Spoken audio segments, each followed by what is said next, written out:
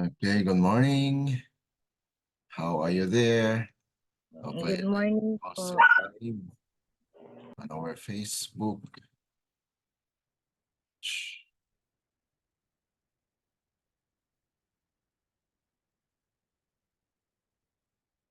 Okay, so dito na tayo sa ating pagpapatuloy ng ating series on the biblical history on the book of Genesis. Dito na tayo sa chapter 3, especially dito sa 14 to 21. Pero mag-extend tayo hanggang 24. This is the part 3 of our study. Okay. Okay, so this is our PowerPoint. Before we continue on, we'll have our prayer thought. Okay, it says in sa ating prayer thought, inspiration says, Satan reached only the heel. Okay, he could not touch the head. So yun lang ang magagawa ng kaaway, ano? Because of the temptation and fall of men, then mayroong curse, mayroong sumpa na dumating sa tao at ganon din sa kaaway o sa serpente. At the death of Christ, Satan saw that he was defeated. He saw that his true character was clearly revealed before all heaven. So talagang lantaran na ang kanyang kasamaan sa langit. Noong bumaba siya dito sa lupa at kanyang tuksuin at talagang nanalo siya, pero mayroong solusyon ng Diyos sa problema na pinasukan ng tao. Okay?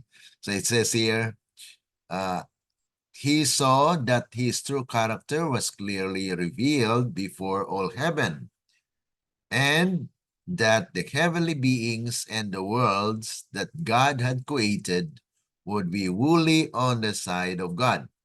Christ's humanity would demonstrate for eternal ages the question which settled the controversy. Selected Messages Book 1, pages 254-255.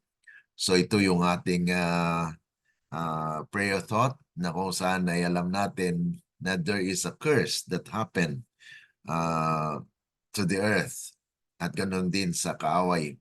So our topic for this morning, it's about the curse. Natapos natin yung part 1. Part 1 is the temptation. Part 2 is the fall of men. Kung paano na ang tao ay nahulog sa pagkakasala. Kaya ngayong part 3 ay ating alamin ano ang curse. At itong curse na ito ay magpapatuloy hanggang sa yung solusyon ng Diyos ay lubusang matamo ng tao. Okay, tayo muna ay manalangin sa ating pag-umpisa ng ating pag-aaral. Let's pray.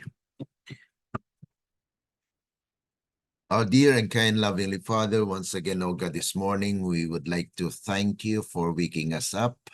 Thank you for this privilege that we will know you more as we learn the words.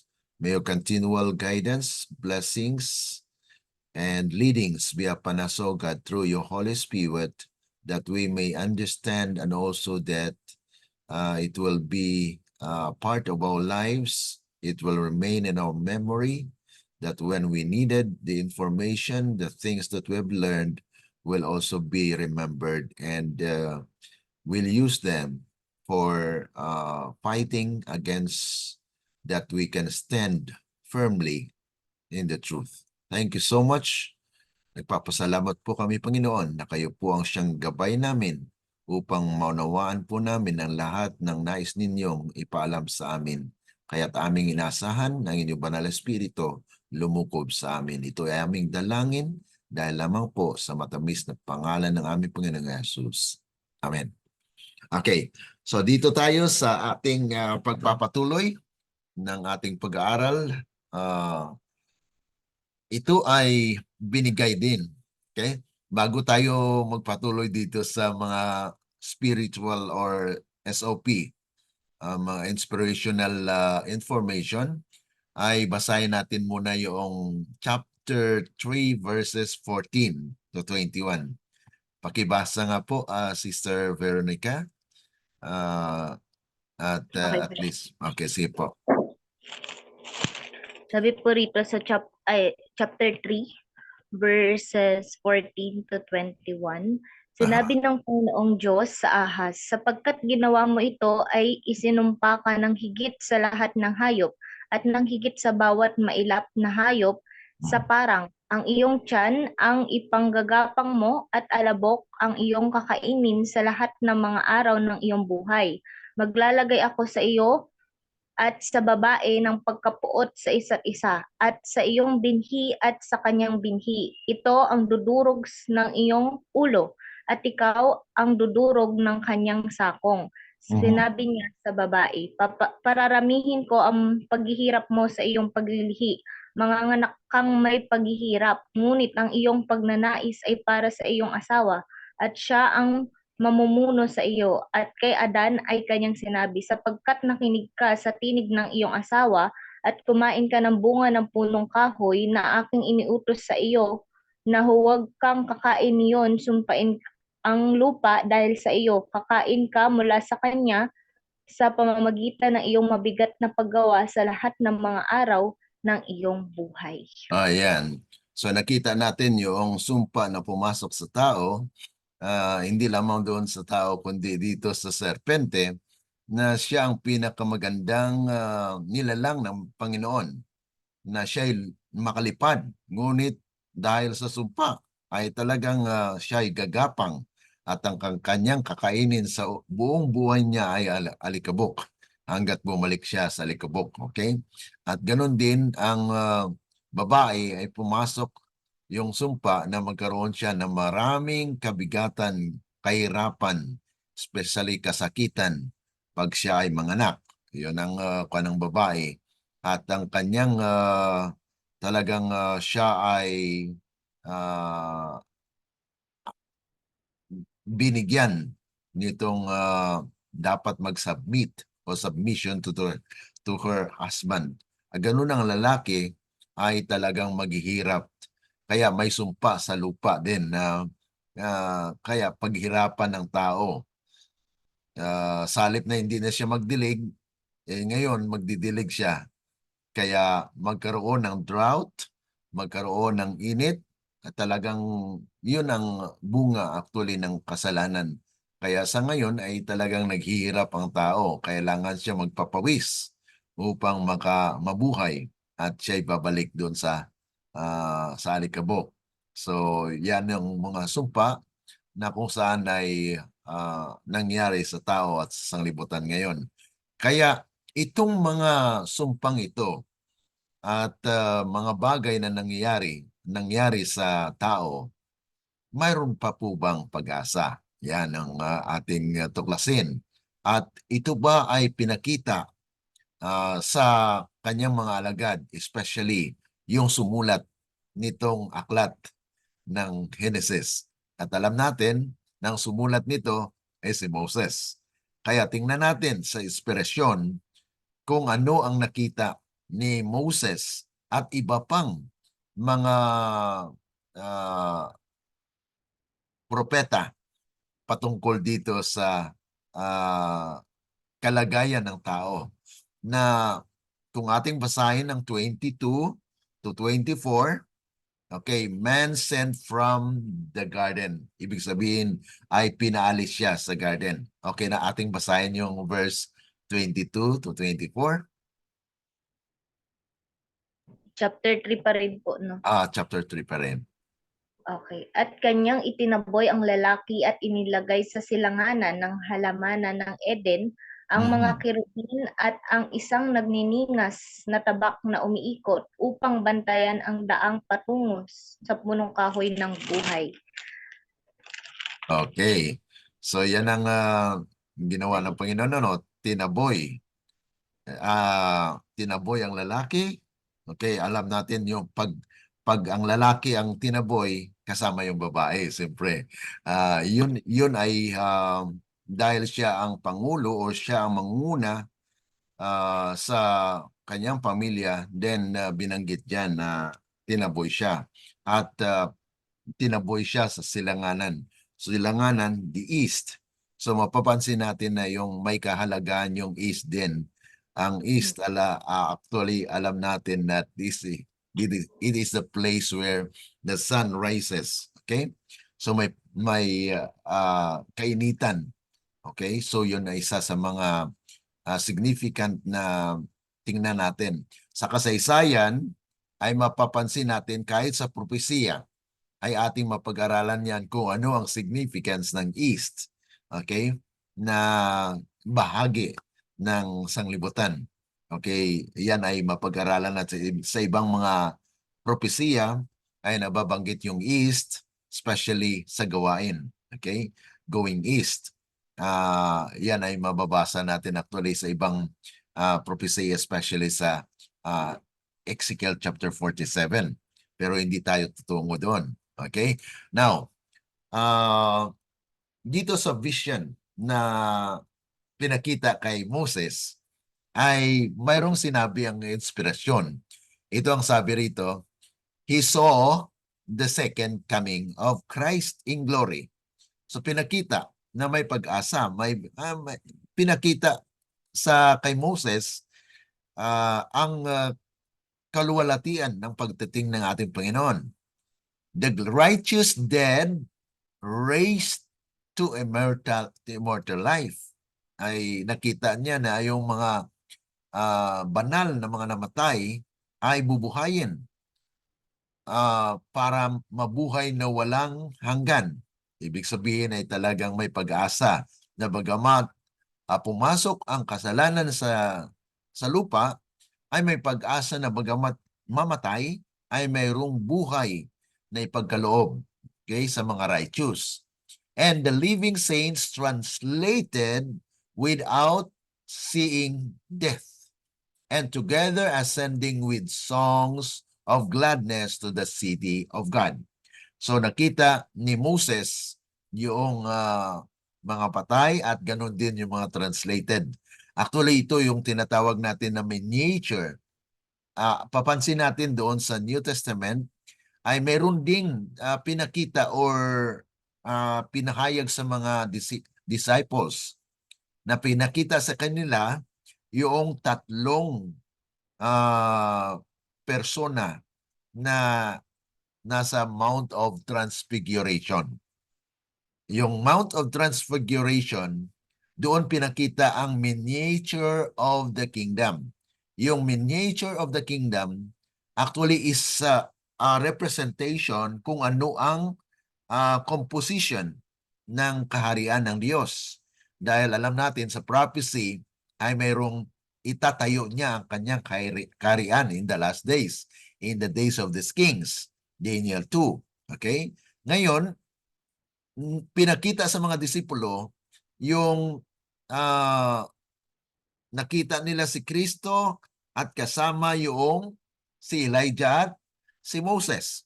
So these are actually two persons included there in Mount of Transfiguration. At ito ay actually pinahayag kay Moses.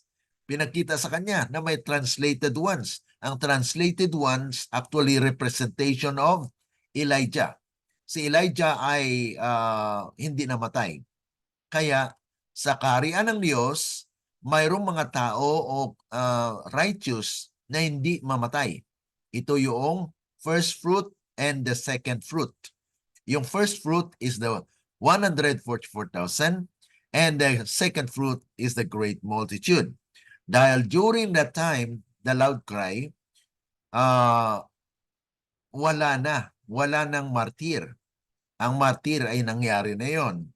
Pero itong second fruit na i-harvest ng Panginoon ay hindi na sila makaranas ng kamatayan. Bakit po?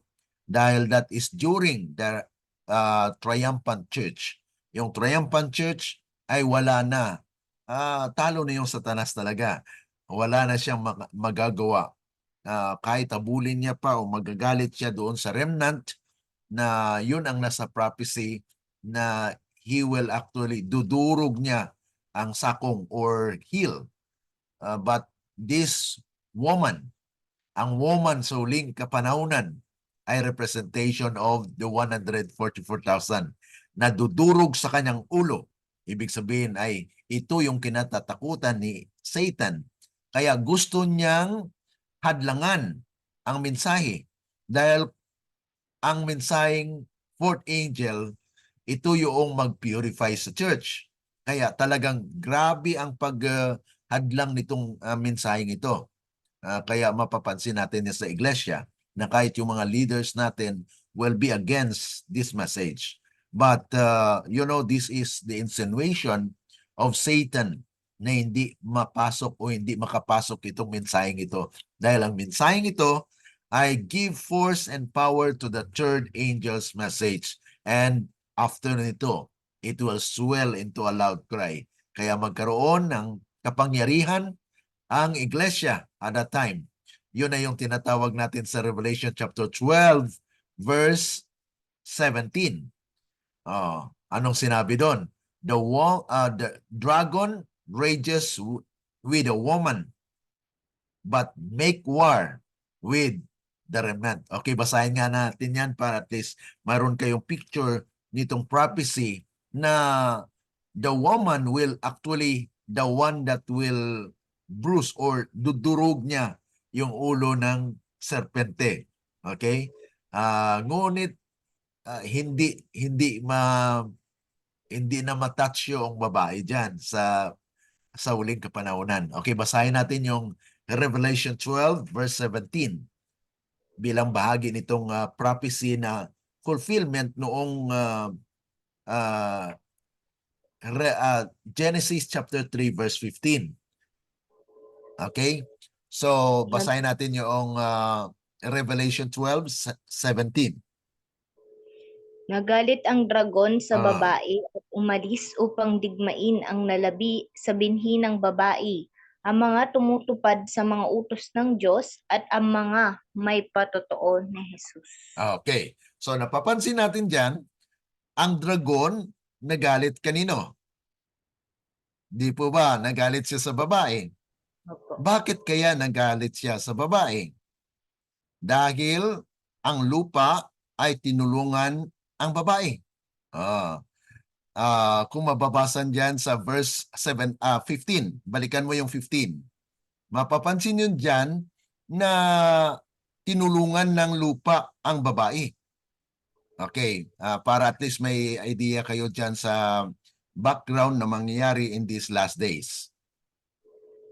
At ang ahas ay nagbuga mula sa kanyang bibig ng tubig sa babae na gaya ng isang ilog upang tangayin siya ng agos. Ngunit ang babae ay tinulungan ng lupa at ibinuka nito ang kanyang bibig at nilamon ang ilog na ibinuga ng dragon mula sa kanyang bibig.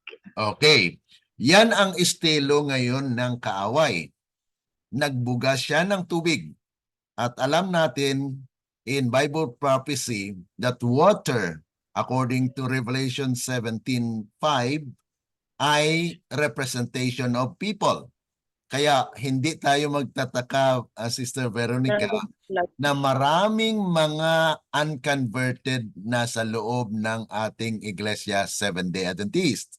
Dahil yan ang pakana ng kaaway na ipasok niya, ibugan niya ang mga maraming tao sa loob ng ating iglesia na hindi tunay na mga Adventista. Ibig sabihin, they are people who have been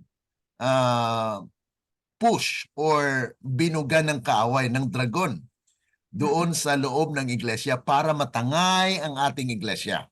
Kaya mapapansin mo na marami sa atin mga Seventh-day Adventists hindi tunay.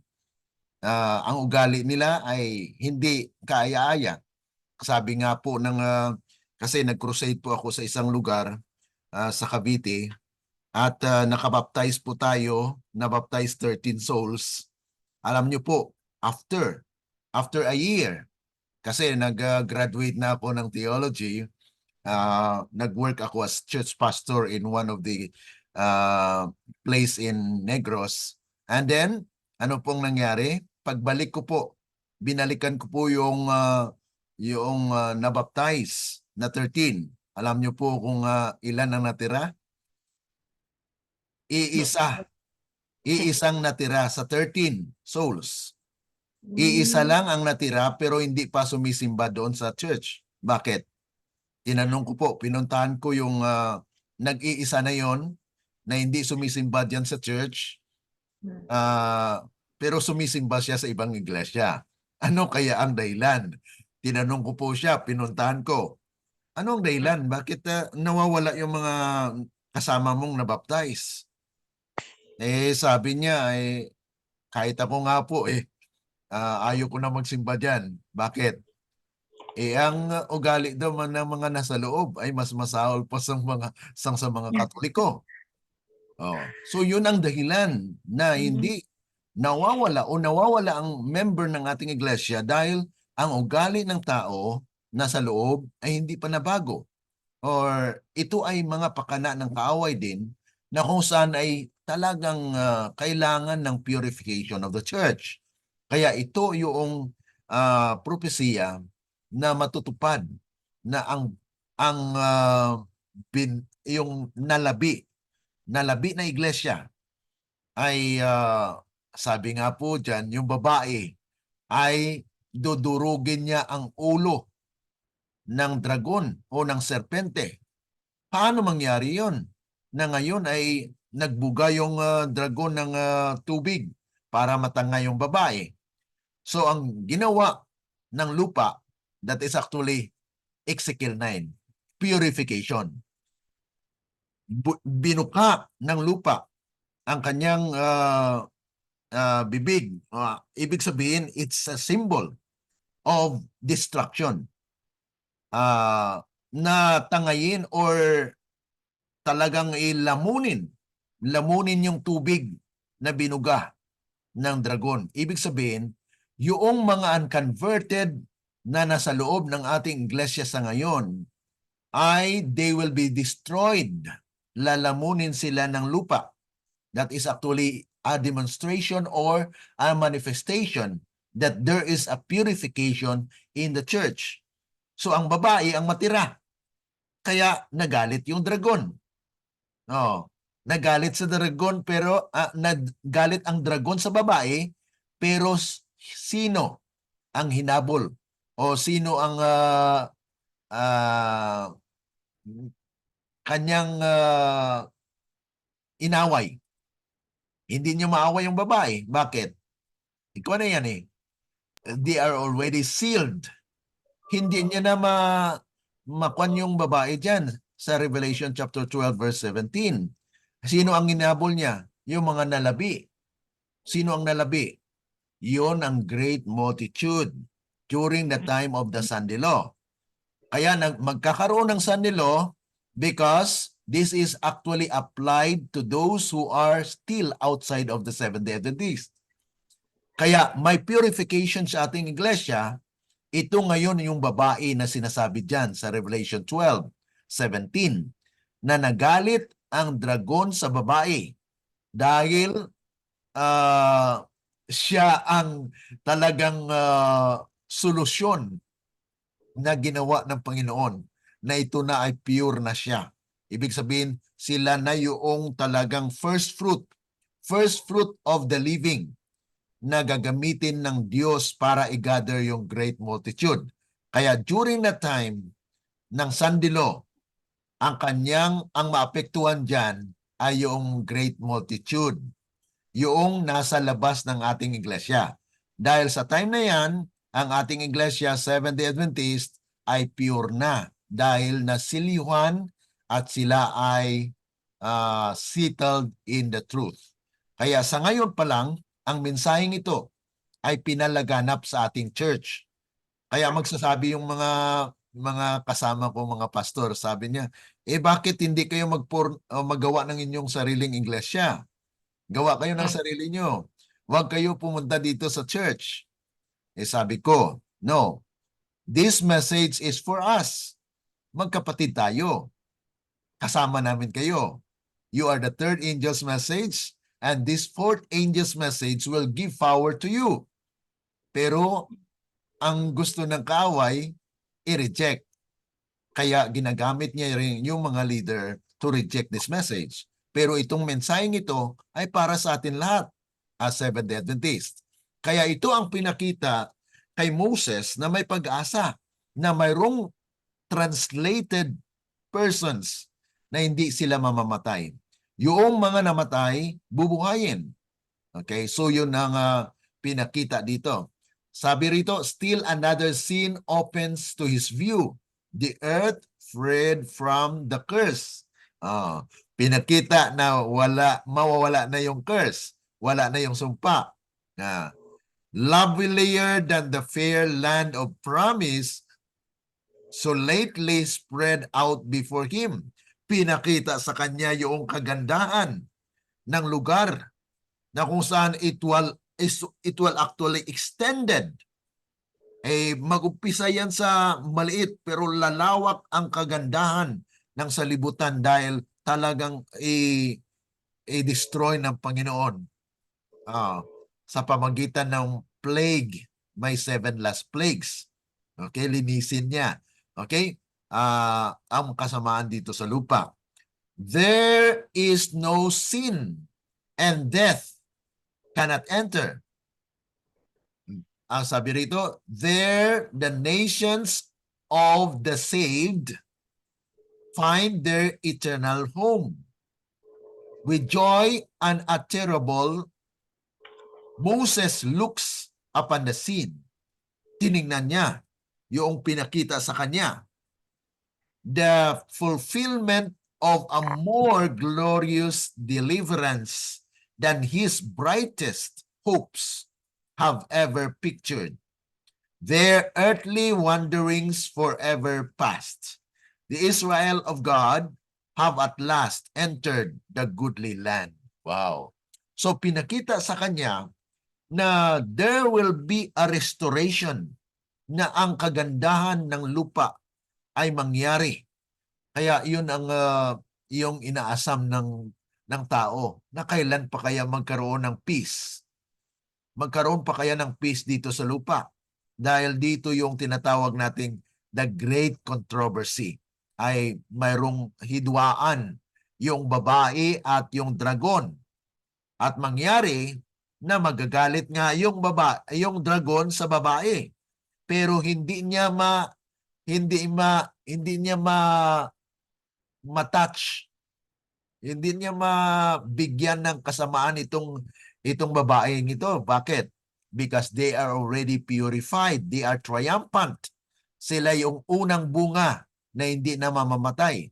Kahit anong gawin mo sa babae na yan, hindi mo na maano yan. Because it's already the triumphant church. Yung habulin niya ngayon, yung mga remnant, the great multitude, na during the loud cry yan. Kaya mayroong sandilo. Ang sandilo, not a test for us. It's a test for the world. For those who are outside the church. Ibig sabihin, ang test sa atin ngayon ay, are we living the truth? Tayo po ba ay namumuhay sa tama or hindi natin sinunod ang kalooban ng Panginoon? Ito yung tinitingnan at mangyari in this last day. Kaya pinag-aralan natin yung prophecy para maunawaan natin na tayo bilang Seventh-day Adventist ang gagamitin ng Diyos to finish the work. Ito yung stone that was cut out of the mountain. May quarry. Kaya sa iglesia ngayon ay iniyun tayo. Ibig sabihin, ang ating character ay sinasapsapan yan. Tayo po ba ay will shine as the light? Are we standing in the midst of darkness? Okay? So mapansin nyo, si Moses ay pinakayataan ito. Okay. Now, ito yung sinabi rin, karagdagan doon. Na, Brother, yes, excuse me po. sige. Parang naano po ako na akala po ko po kasi nung una na ang remnant is the Seventh-day Adventist. Yes. Yung pala, ang remnant is yung great multitude. Tama po Yes. ba? Yes. Tapos yung mga nasa SDA po or sa Seventh-day Adventist na under, hindi po tayo sinusubok or hindi po tayo sa atin yung Sunday law, kundi para Hmm. din po sa mga outside ng church. Kasi yung mga 144,000 na SDA na na-purified na hindi na kayang ano pa ni kayang anuhan pa ng dragon kasi it's already ano na po sila protection, ganun po ba? Yes. Yun ang actually yun ang hindi maunawaan ng ating mga kapatiran sa iglesia, ano, na yung remnant actually. Yes, Ellen G. White actually mentioned that our church is a remnant. But hindi pa siya talagang final na maging remnant. Why? Because there are still outside na nais ng Diyos iligtas. So these are actually the description na pagkatapos noong lamunin ng lupa yung tubig na binuga. Yung tubig sa prophecy nga, sinasabi natin na yun ay karamihan na nasa loob ng iglesia, na hindi sila tunay na namuhay. Kaya mayroong purification. Yun ay pinakita dyan sa prophecy na lalamunin ng lupa ang tubig. Lalamunin niyo yung mga tao dyan na hindi tunay na mga Seventh-day Adventist. Kaya may struggle tayo, Sister Veronica, no? May struggle tayo sa church kasi hindi rin natin alam kung sino dyan. Pero hindi tayo makajudge kasi na baka yung nag-uksig sa atin ay sa bandang huli, magsisi. So, yan ay panalangin natin. Dahil there are people who are actually persecuting us, pero sa bandang huli, ma-realize nila ay mali palang ginawa ko. So we cannot judge them. That's why we need to pray for our leaders as well, na baka ginagamit lang sila, pero sa bandang huli ay magsisi sila. So we cannot judge them and we cannot actually go fight against them. Hindi katulad ng mga ISDARM na talagang atake, na inatake nila na the church is apostate, Babylonia, ay hindi po ganon. Ang mensaheng ito ay hindi nag-aatake ng ating church ay Babylonia. Okay?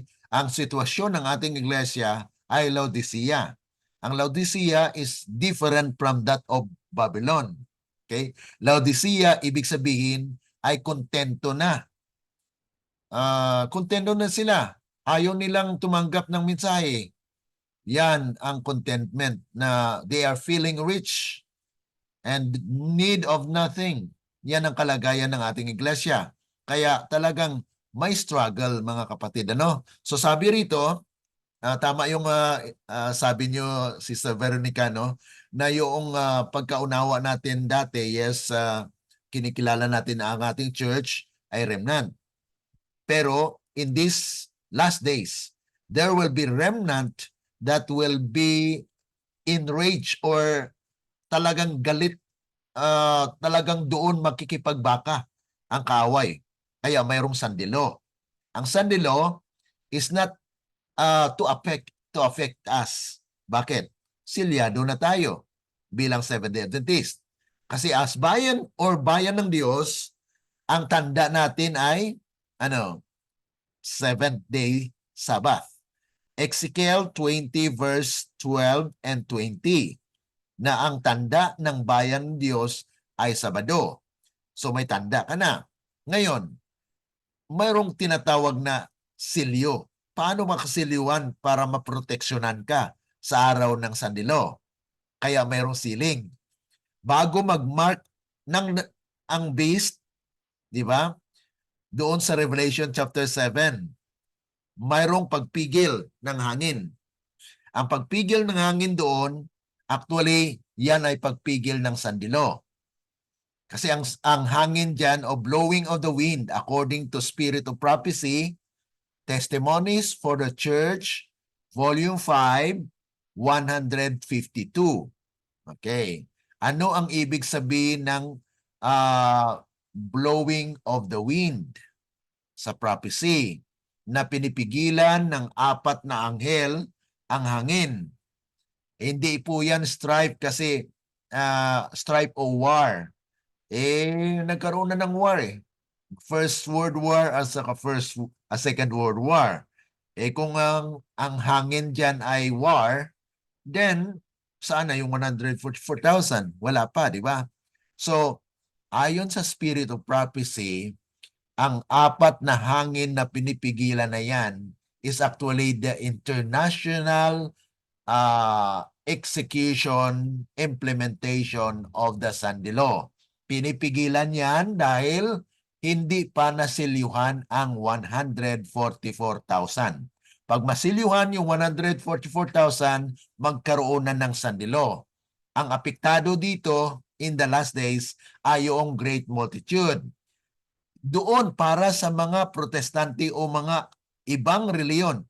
Kaya ang mensaheng ito hindi nagmimensahe para sa mga protestante, sa ibang mga iglesia.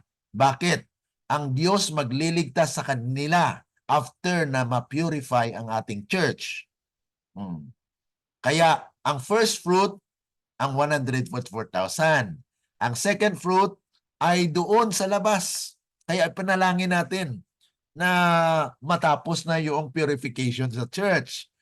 Para kung mabuo na yung 144,000 from our church, then pag-asa na yun ng nasa labas na sila rin ay papasok. Bakit? May mga taong mabuti ang kalooban sa labas. Mas mababait. Katulad dito sa Thailand. Maraming mga Buddhist na napakabait. Kaya ipanalangin natin na hindi natin alam. God will also prepare them for the second fruit, mga kapatid. Kaya yan ang hindi maintindihan na inaatake nila itong message na ito, pero hindi nila munang inaral kung ano ba talaga ang mensaheng ito. Okay? So, there is a great plan ang Panginoon na sa pamagitan ng kanyang iglesia na ma-purify the whole world. Imagine, mayroong sa prophecy na it will swell. Ang pag-swell niya sa loud cry ay talagang magsanib puwersa para mag-gather yung great multitude. At mapag-aralan natin yan sa seventh trumpet na mayroong pag-swelling o pagdami ng mga gaganap sa loud cry. Okay? So sabi rito, Eden shall bloom again. The earth redeemed. Ito po yung sabi ng Spirit of Prophecy, yung Eden na yun na nawala ay ibabalik. Okay. Ito po yung sabi ng sinulatan ni N.G. White sa Heaven na book. Page 78, paragraph 4 and 5. When Eden shall bloom on earth again. Hindi po yan na galing sa langit This is earth will bloom. Ibig sabihin ay ibabalik yung Eden. Ito yung Eden restored. Kasi nawala yun hindi naman po yun na dinala sa langit. It was actually hidden in the eyes of men. Dahil tayo ay nagkaroon ng hadlang. We hidden. Kahit ang Diyos nga hindi natin makita Noon, ang Diyos ay makikita. They can see face to face. Pero dahil nawala yon, ay ibabalik ng Panginoon niya mga kapatid. Sabi rito, God's law of love will be obeyed by all beneath the sword. Okay? So, beneath the sun. Okay? So, nasa earth po yan. Okay? Hindi po yan sa langit. Okay? Ang langit ay there will be a city actually that will be prepared. na ibaba yon after 1,000 years. Pero ang pangyayaring ito na restoration ng Eden ay dito sa lupa. Sabihin nila, paano naman yan 1,000 years na itong lupang ito ay desolated? Saan mapunta ngayon ang Eden ngayon? Oh. We cannot limit the power of God. Yun ang masasagot natin dyan. Na if He can hide Eden during our time, can He not preserve it?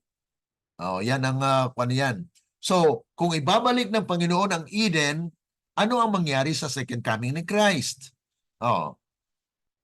So, it will be preserved, it will be hidden, and Satan cannot actually just enter that place. Kundi nandito siya sa lupa, wala siyang tuksuin. Oh. So sabi rito, the great plan of redemption results in fully bringing back the world into God's favor. So ibabalik ng Diyos yan. Kaya gagamitin niya yung 144,000 to gather the great multitude na no one could number. Kaya it expand. Kaya ang bato sa Daniel 2, mapapansin ninyo sa verse 35 ng Daniel 2, na ang bato ay naging malaking bundok at pinuno ang lupa. At sabi doon sa Revelation 18:1-4, the earth will be lightened with God's glory. Ang lupa ay maningningan ng kanyang kaluwalhatian. Yan ang time ng loud cry na talagang during the Sunday law, the power of God will also be seen. Kaya marami ang mga taong maliligtas. Okay? So sabi rito, all that was lost by sin is restored. Ibabalik ng Panginoon yung mga nawala. Okay? Not only man, but the earth is redeemed. To be the eternal abode of the obedient. For 6,000 years, Satan has struggled to maintain possession of the earth. Now, God's original purpose in its creation is accomplished. The saints of the Most High shall take the kingdom. Kaya sabi dito, doon sa Daniel chapter 2 verse 44, in the days of this king shall the God of heaven will establish a kingdom, and it will not be given to other people. To whom will it be given? To those saints na kanyang niligtas. At it will stand forever. Ibig sabihin mga kapatid, hindi na sila mamatay because they will be caught up to heaven. Magkaroon sila ng bakasyon. Actually, ang bakasyon ay 1,000 years. So you will be visiting the planets at yun ang actually the hope na talagang napakaganda. Kung mabakasyon ka, ay ibig sabihin, yung mayroong na-preserve na place dito sa lupa na naging iyong taahanan. And ibig sabihin na talagang, yes, God will destroy the earth, but God will preserve His people. So saan sila i-preserve? Di ba pag dating ni Kristo ay He will come in the clouds. Saan ngayon ang bayan niya? Kalat-kalat po ba ang mga bayan niya? No. It will not be, kasi ang ating sanglibutan is globe, di ba? Kwan siya. Kung ang paniniwala natin ay bilog yung sanglibutan, kung darating siya sa east, mga kapatid, saan po yung bayan niya? Siyempre doon sa east. Saan po ba yung east? The center of the earth. Kaya doon tinaboy, doon pumunta si Adam during the, sabi ng Panginoon, okay, alis kayo sa Garden of Eden. Saan pumunta? Sa east. Okay? Yun ang kahalagaan ng east na yon. Okay? Because there will be a place na kung saan His kingdom will be established. Ayan ang actually mapag-aralan pa natin yan sa ating sa prophecy na ating mapag-aralan. Okay. Now God's original purpose in its creation is accomplished. The saints of the Most High shall take the kingdom and possess the kingdom forever, ever, even forever and ever. So yan ay mababasa na sa Daniel chapter 7 verse 18. At kung ipatuloy nyo yan at basahin nyo yung verse 27, ay yun na po yung the kingdom under the heavens, under heaven. Ibig sabihin, pag under ng heaven, it's on earth. Okay, this kingdom is on earth, mga kapatid. Ano? Okay, now, Eden shall bloom again. Patuloy po ito sa mabasa rin natin sa Patriarchs and Prophets, page 342. From the rising of the sun unto the going down of the same, the Lord's name is to be praised. In that day, sa mga araw na yon, so this is a prophecy, shall there be one Lord, and his name one, and Jehovah shall be king over all the earth. Sino si Jehovah na ito? Okay, that is why it's WH. Si Jehovah is Christ. Christ is the king of that kingdom. And then, sabi rito, forever, O Lord, thy word is settled in heaven. All his commandments are sure. They stand fast forever and ever. Psalms 119:89 and Psalms 111 verses 7 and 8. The sacred statutes which Satan has hated and sought to destroy will be honored throughout a sinless universe. And as the earth bringeth forth her bud, and as the garden causeth the things that are sown in its to spring forth, so the Lord God will cause righteousness and praise to spring forth before all nations. Ito na yung tinatawag natin restoration, na all nations will be restored.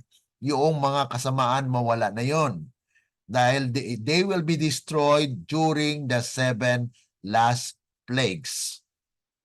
Hindi ibig sabihin, mga kapatid, na biglaan na lang darating ang Panginoon. Yes, there is a sudden come, pero hindi po yun second coming.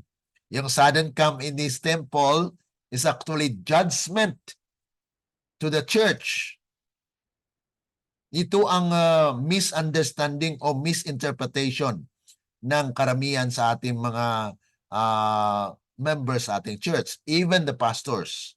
Dahil ang alam lang natin, darating si Kristo, i-destroy niya yung sanglibutan. Pero hindi ganon. God will purify the church, kaya may purification. I-purify niya muna ang iglesia. Pagkatapos na ma-purify yung iglesia, itong kanyang iglesia, yung babae, gagamitin niya. Kaya nagalit yung dragon. Pero hindi niya matalo itong babaeng ito. Bakit? Dahil purified na sila. Kaya ang habulin niya, ang labanan niya, yung mga nalabi.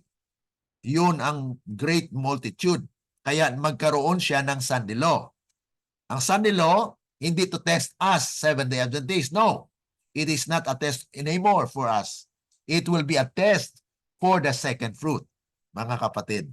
Kaya may malalim pa yan na pag-aaral sa ating prophecy na pag-aaral. Ito ay actually mga yung parang sidetracking lang siya. Pero at least alam natin that there is a hope for our church, that God is actually purifying our church. Pero magtataka tayo, mga kapatid, bakit hindi tinatanggap? Because it is Satan's purpose ng ating iglesia o karamihan sa atin ay hindi makakaunawa. Bakit? Because they are the water. Sila yung tubig na binugad dyan sa iglesia. Kung tunay sila na bayan ng Diyos, alam nila na sila'y open. Handa silang tumanggap sa mga mensahe ng Diyos. Kilala ng sheep ang kanyang shepherd. Okay. So sabi pa rito, when faithful sees Eden. So ibig sabihin yung mga tapat ay makikita nilang Eden. Kung nawala mang yung sumpa na yun, yung sumpa kasi na nangyari dito sa lupa, hindi na sila nakakita ng garden. Bakit? Dahil sa kasalanan, tinaboy nga sila eh. Oh, hindi naman kinuha yung Eden na yun. Ibig sabihin, it was hidden in the eyes of man. Hindi yan makikita sa ngayon. Pero sabi rito, when the faithful sees Eden.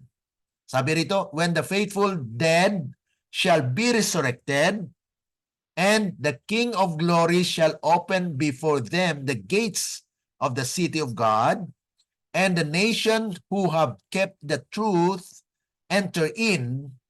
When what beauty and glory will meet the astonished sight of those who have seen no greater beauties in the earth than that which they beheld in decaying nature after the threefold curse was upon the earth. So makikita nila yung kaluwalhatian ng Panginoon na kung saan they will gaze the city of God, na kung saan ito na po yung restoration ng kanyang kaharian. Okay? Now, sabi nga po rito, when Adam sees Eden again, wow, di ba si Adam, tinaboy, okay, namatay siya. Pero dito, ay sinabi sa prophecy na Adam will see Eden again. Okay, sabi po rito, it is impossible to describe Adam's transports of duty, of joy, as he again beholds paradise. The Garden of Eden, his once happy home, from which, because of his transgression, he had been so long separated. He beholds the lovely flowers and trees, and every description for fruit and beauty, every one of which to designate them he had named while in his innocence. He sees the luxuriant vines which had once been his delight to train upon bowers and trees. So makikita niya muli yung garden na iniwanan niya noon. Ibig sabihin, bubuhayin si Adam, mga kapatid. Ano? So ito ay napakagandang tanawin na all the inhabitants of the earth that are righteous who have died will be resurrected and will be gathered. So doon pa rin yun, mga kapatid, kung saan sila nililibing. Doon i-resurrect sila ng Panginoon. At makikita nila yung Eden restored. Mga kapatid, iba naman yung city of God. Yung New Jerusalem, yun ay galing sa langit yun. Pero yung Garden of Eden ay dito sa lupa yun. Okay? So God preserves it for humanity. Hindi lang natin makita ngayon because of nawalan nga tayo ng glory. Sabi doon sa Romans chapter 3 verse 23. Ano po ang sabi sa Romans 3:23? Pakibasa po. Roma 3 verse 23. Yamang ang lahat ay nagkasala at hindi nakaabot sa kalahatian ng Diyos. Okay. So ang lahat ay nagkasala at hindi nakaabot ng kaluwalhatian ng Diyos. Ibig sabihin, ang kaluwalhatian ng Diyos ay hindi mo matagpuan dahil sa kasalanan. Kaya nga po, kahit panalangin natin ay hindi matatanggap kung ang kasalanan na yan ay nandyan pa. Saan mababasa? Okay. Isaiah 59 verse 2 po. Pakibasa niyan. Kasi at least mayroon tayong foundation na yung kasalanan pala yun ang umahadlang. Bakit hindi natin makita yung kaluwalhatian ng Panginoon? At yun din ang kaluwalhatian ng Eden, hindi natin makita at this time. Okay. Basahin sa Isaiah 59 verse 2. Ngunit, pinaghiwalay ng inyong mga kasamaan kayo at ang inyong Diyos. At ang inyong mga kasalanan ay siyang nagkubli ng kanyang mukha sa inyo, ano pat siya'y hindi nakikinig. Oh, kahit yung pakikinig ng Panginoon, hindi siya makinig. Bakit?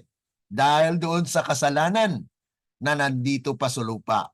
Pag wala ng kasalanan, makikita na natin, mga kapatid, yung kaluwalhatian ng kanyang nilikha. We can gaze, we can see the creature that He had been first originated. Na siya ang nag-umpisan yan eh. Kinubli niya sa tao dahil doon sa kasalanan. Eh, hindi natin makikita because of that glory na natakpan. Natakpan po yan ng kasalanan. Yan po ang actually yung katotohanan dito na dapat ating maalaman, ma-recognize na o nga no, yung Eden hindi naman dinala yun sa langit. Alangan yung langit ang lupa dalhin pa doon sa langit. Meron na silang abode doon. May tahanan ng Panginoon doon. Okay? Kaya nagpi-prepare po siya ng tahanan doon na yung mansion. Okay? Iba po yun sa Eden. Okay? The Garden of Eden is on earth. Okay? So ang mansion or the kingdom or the New Jerusalem that is actually made not by hands but it is by God. Yun po yung talagang inihanda niya. Naibaba niya yun. Okay? Pero yung tinatawag natin na Eden, hindi kasi yun nakuan eh. Ang nagdungis lang ay yung kasalanan. It was actually hidden. Hindi pa pinakita ng Diyos kasi tinaboy na nga po si Adam and Eve. Okay. Sabi rito, Satan was cursed by God through the serpent because he was the one responsible for the existence of evil. Kaya dito po sa binasa natin, ito na po yung mga talatang actually kadagdag doon sa ating pag-aaral na then God made a promise with a threefold prophecy. Ito po yung mga promesa niya na pinapahayag na ito ay magkatugma o magkatawag nito. Mayroon pong connection, kaugnayan na may promesa at may propesiya na matutupad. Una, the serpent and the woman. Ano po ba yung sumpa dyan? There would be constant hostility between Satan and the church of God. May constant po yan. Okay? So, ang nalalabi yung halimbawa sa panahon ng Dark Ages, ang nalabi doon ay yung mga Protestant. They protest against the church. Okay, so yun po yung nalabi sa panahon na yon. Okay? Sa ating panahon ngayon, ang nalabi ay Seventh-day Adventist. Pero during that time, sa loud cry, ang nalabi po ay yung great multitude. Ang church natin pure na yan. Kaya tinatawag po siyang woman of the church. Okay? Ang nalabi, the remnant of her seed is actually those who will be entering the second fruit. Yun na yung great multitude, mga kapatid. Okay. Number 2 dito, offspring of the serpent and the woman's. Yung offspring ng serpent ay yung children of the wickedness or evil. Mga wicked. Kaya sa chapter 4, mapag-aralan na natin kung sino yung anak ng Diyos at yung anak ng tao. Dalawa po yun. Okay? At saka may controversy dyan na ating harapin. Bakit doon sa panahon ni Seth ay tinawag, doon nag-umpisa ang pagtawag na Son of God. Dahil pinatay si Abel, di ba? So, ating mapag-aralan yan. Napakaganda po kung ating maunawaan, makuha yung mga punto na yan. Okay. Dahil mayroon pong teksto dyan sa Genesis na doon pa sa panahon ni Seth, tinawag na nagtawag sila sa Diyos. Ibig ba sabihin ay sa panahon ni Adam ay walang tumawag sa Diyos? So yun ang actually mga controversy po yan, controversial issue na mga katanungan ng karamihan na sa umpisa lang pala sa panahon ni Seth ay nagkaroon na ng mga anak ng Diyos. Okay, so ating mapag-aralan din yan. Okay. So, dito there would be constant hostility between believers and unbelievers, between the children of God and the children of men. Ito na yung chapter 6 actually. Mapana natin yan. Mapag-aralan natin yan. The seed and the serpent, Satan bruised Jesus by hanging him on the cross. Yes. But Jesus will eventually destroy Satan. Ito rin actually. Si Satan, ito yung fulfillment na siya yung magdudurog sa ulo. At ganun din po ang mangyayari na yung kanyang bayan, the 144,000 will also be used by God to talagang bruise his head. Okay. Yun po yung katuparan ng mga prophecy na kung saan ay si Kristo ay siyang pag-asa na nangyari na dudurugin niya ang ulo ng dragon o ng serpente. So it is recorded actually in Romans chapter 16 verse 20, Hebrews chapter 2 verse 14. So these are actually important texts that gives us the additional evidences that will warrant us to know what is truth. Okay? Medyo mahaba mga kapatid ditong part 3. Pero nice ko pong kuhan muna natin siguro. If you have any question on this part, ay siguro mapatuloy na lang natin mga kapatid because of your time. I don't want that masobra tayo sa oras. Mahaba masyado. So if you have any additional question, ikuan muna natin, dugtungan natin bukas kung dahil ayoko po na ma-extend yung time ninyo, may mga gagawin pa tayo. So any reaction, Sister Veronica and Sister Laila? I know that you have also your schedules. So any comments? Brother, Yes. last na pong question. Magkaiba po pala yung Eden tsaka yung New Jerusalem. Yes. Iba po yun kasi yung from heaven, yung New Jerusalem ay talagang ikwan yun, ibaba yun. Okay? Kaya kwan yun, yung harian ng Panginoon may sukat nga eh. Yung galing sa langit talaga. Yun ang talagang New Jerusalem na itatayo ng Panginoon na kung saan ay bababa siya mula sa langit at makikita yon. Okay, yung Eden ay yun ang sa east. Okay? Yung east kasi doon tinabo yung kaya ibabalik ng Panginoon doon. Na kung saan yun po yung it was hidden in the eyes of men. Hindi naman dinestroy ng Panginoon yung Eden, di po ba?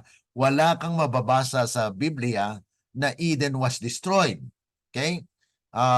Yes, nagkaroon ng flood, but God has a power to restore it back na kung saan ay kung paano nilikha ng Diyos ang lupa ay He will restore it, mga kapatid. So yun po yung pagkakaiba. Kaya marami pong mga dapat ipaunawa sa ating mga kapatiran na sabihin nila, yung New Jerusalem, nandun na rin yung Eden. That is wrong. Bakit? Dahil itong Eden is on earth. Okay? And it will be restored. Pinakita yan kay Moses na siyang sumulat ng Genesis na pinakita sa kanya that it will be bloom again. It will bloom on earth na kung saan ay talagang yan ay preparation for the second coming of Christ. Kasi sa second coming ni Christ ay mayroon pong place na ligtas yung kanyang bayan. Bakit po? Dahil mayroon pong 7 last plagues. Kung halimbawa mga kapatid, kung magkaroon ng 7 last plagues, saan yung bayan ng Diyos? Kalat-kalat po ba yung bayan ng Diyos? Yan ang katanungan ko noon. Hindi ko manawaan. Kung maghulog yung seven last plague, Panginoon, saan yung bayan mo? Saan yung mga niligtas mo? Alam niyo po, may sinabi sa Ellen G. White, yung nangyari sa Egypt, di po ba, nagkaroon ng plagues ang Egypt. Saan ang bayan ng Diyos? Di po ba, nasa Goshen? Ang Goshen is actually a preserved place na hindi nahulog ang plagues doon. Pero yan ang lugar na kung saan nandoon yung mga Jews during that time. Bakit sila hindi apektado? Sabi ni Ellen G. White, ang nangyari sa Egypt o nangyari sa Israel noon ay yun ang kahalintulad na mangyari in the seven last plagues. Na kung saan God has a prepared place for them on earth. I-preserve sila. Kasi wala pa naman ng 1,000 years. Hindi ibig sabihin mga kapatid na ibigla mo lang, instant na lang na nagkaroon ng proteksyon ng Panginoon. No. There is a place where God will gather His people during His second coming. Kasi sa second coming niya po, ang lahat ng mga tao na nanampalataya sa Kanya ay naghihintay na sa Kanya. Kung ikaw subject of the kingdom dito po sa Thailand, pag dumating po yung hari, may announcement. Lahat po ng tao dito sa Thailand alam kung darating yung hari. Halimbawa, sa isang lugar, darating yung hari. Inihanda na yan. Ihahanda ng Panginoon o ng hari, especially yung kanyang subject, yung daanan ng hari. Ibig sabihin, alam na alam nila na dadaan at darating ang hari. Dito pa lang sa Diyos, darating si Kristo. Kaya mayroon sa spirit of prophecy na the 144,000 will know the day and hour of His second coming. Sa atin ngayon, hindi natin alam, siyempre, dahil makasalanan pa tayo. We are still striving. Pero yung 144,000 at that time, may passage po tayo mabasa niyan, Spirit of Prophecy, that the day and hour of Christ's coming will be declared to the 144,000, and they know it, but the wicked cannot understand because it will just like a thunder. Yan po mga kapatid. Kaya patuloy lang tayo pag-aaral ng prophecy dahil doon natin maunawaan sa ating mga pag-aaral sa prophecy ang mga pinahayag ng Diyos sa atin. Pero marami sa atin hindi nakaunawa because they only receive the 6 grain. The 6 grain which are actually cooked in a dung of men, interpreted by men. Na-interpret po siya ng tao, ng mga pastor, ng mga doktor.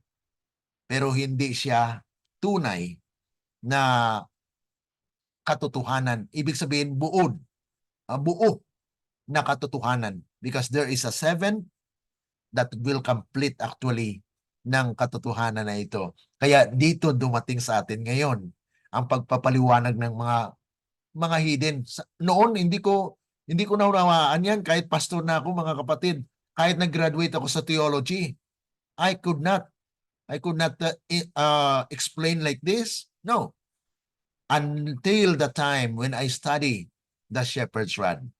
Yung shepherd's rod nandoon lahat mga kapatid. Kaya magtatanong kayo, saan mo kinuha yan? Yung mga explanation mo na ganyan sa rod. Kasi it was the voice of God. The voice of God. Sabi sa Micah chapter 6 verse 9, the Lord's crieth in the city, hear ye the rod. And doon yung pakinggan yung tinig ng Diyos sa pamagitan ng rod. Yung rod na yan ay message na ipadala ng Panginoon sa ating iglesia. Okay? So, dito lang tayo siguro kasi I don't want to extend more than 1 hour. Okay? Okay po. Okay lang po, Sister Veronicano. Sister Okay po. Laila. Okay, so may naiwan tayo na bahagi sa ating pag-aaral ngayon. Kasi mahaba po. Ayoko naman talaga po na gusto ko talaga po na isa-isa yung maintindihan natin. Makuha natin yung kahulugan. At least we have this glimpse of the prophecy in our study as well. At sa Monday, umpisa natin doon sa special naman na present truth na po talaga yon. Pure prophecy po yon. Dito sa atin kasi, it is actually the biblical history. In-integrate ko lang yung prophetic part para at least mayroon kayong glimpse at maunawaan ninyo, ganito pala yon. Connected pala siya sa creation. Connected pala siya sa Genesis. Yes, these are actually the prophetic. Kasi sa chapter 3 po, nandyan nag-umpisa yung prophecy na sa verse 15 na Jesus will bruise the head of the dragon or the serpent, and then the serpent will bruise the heel. Ibig sabihin yung remnant. Kaya yung remnant yung kanyang hinahabol. Okay? Okay, so thank you so much. Any additional, Sister Veronica? Mayroon pa po bang? Wala na po. Malinaw na po, brother. Okay. So, balikan natin ito para at least sa next na kuha natin bukas ay mapatuloy po natin ito. I hope na matapos natin to. Kasi sa explanation ko lang po, mga kapatid, ay talagang mahaba na, no? Kasi marami po talagang I just pray to the Lord na God will guide my mind that I could recall or talagang madagdag po natin sa ating kaalaman. Kasi sa tagal ng panahon ng ating pag-aaral, sa akin especially, ay marami na pong stored knowledge. Kaya nga po, marami akong ma-share sa inyo as part of our study. So tayo po ay manalangin. Salamat sa Panginoon. Our dear and kind lovely fathers, once again, we would like to thank you for the Holy Spirit that guided us into this study. Bagamat Panginoon, hindi namin natapos ang topic namin ngayon, ay lubos kaming nagpapasalamat Panginoon sa mga liwanag na inyong pinadaloy sa pamagitan po ng inyong lingkod.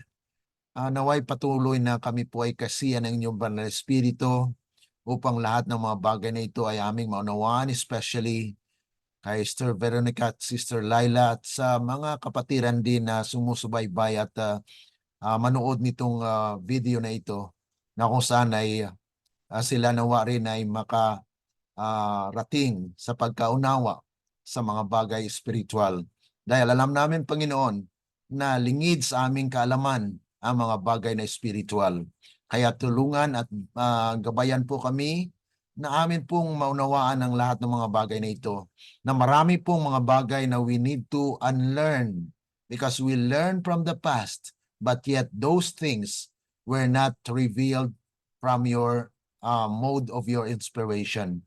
Kaya aming kinakailangan, Panginoon, na patuloy nawa na buksan ang aming puso upang sa ganon, Panginoon, ay handa kaming tumanggap ng mga bagay spiritual.